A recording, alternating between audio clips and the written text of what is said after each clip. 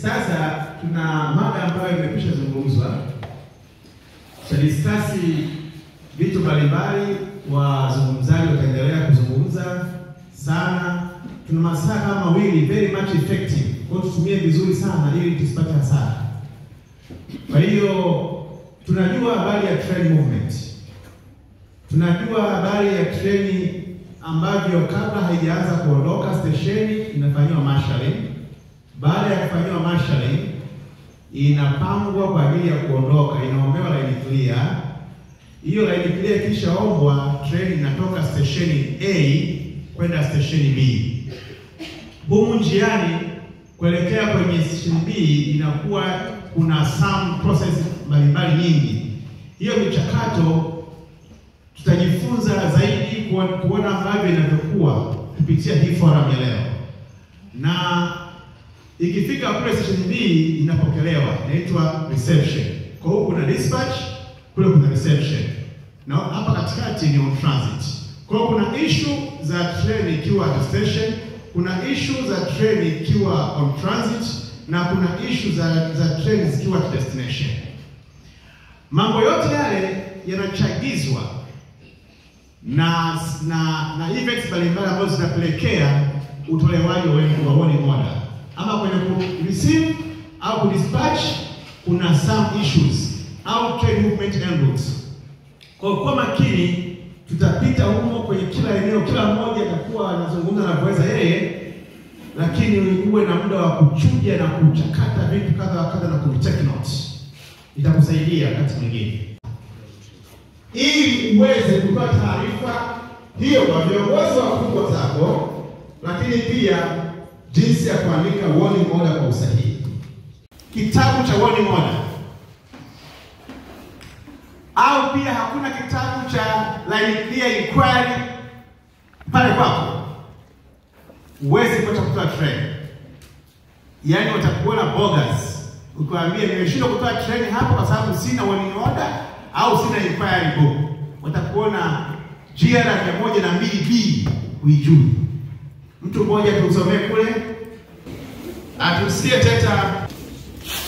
GR 102B nasema, where appropriate action is not laid down in the rule or other instruction, a station master will be expected to use his initiative.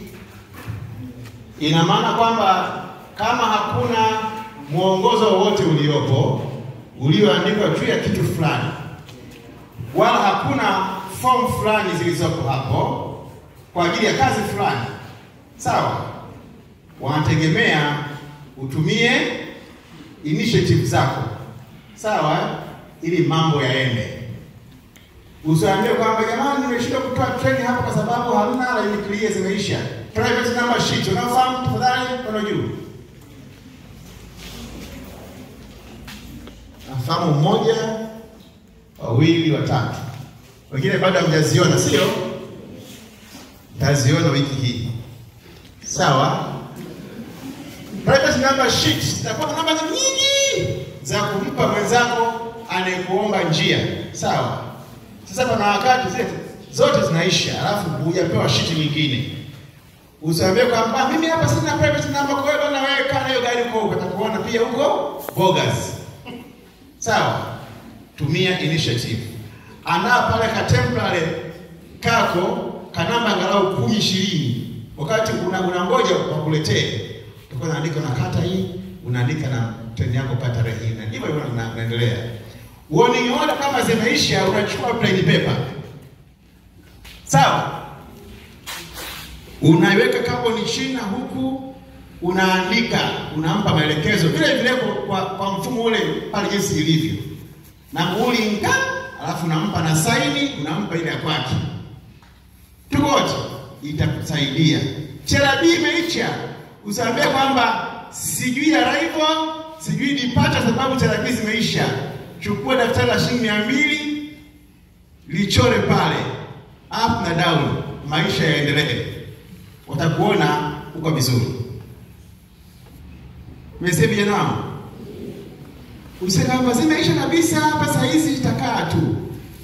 watakusema unakaa tu. Haya, kuna gari imetoka saa hizi kituo cha ngapi kule, panda uelekee nyumbani, anakuja mtu mwingine hapo ili kazi ziende.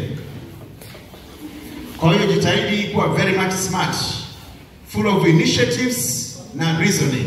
Nikushukuru sana mpendwa mtazamaji wa channel hii ya Ongeza Maarifa. Ni matumaini yangu kuwa umefurahishwa na mafundisho ambayo mmemaliza kuyaangalia hivi punde.